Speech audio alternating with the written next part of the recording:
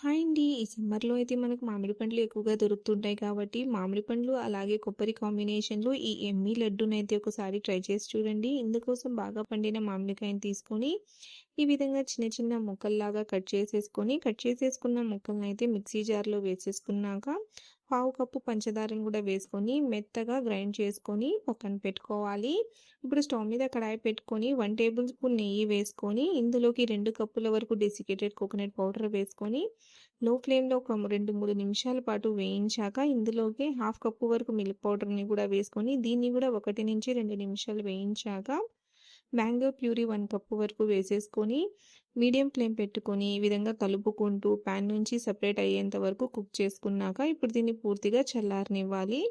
చల్లారినాక మీకు కావాల్సిన సైజులో ఈ విధంగా రౌండ్ షేప్‌లో లడ్డూలాగా చుట్టేసుకొని గార్నిషింగ్ కోసం డెసికేటెడ్ కోకోనట్ పౌడర్‌తో కోటింగ్ చేసేసుకుంటే ఎంతో సాఫ్ట్‌గా, జ్యూసీగా ఉండే మన మ్యాంగో కోకోనట్ లడ్డు అనేది రెడీ.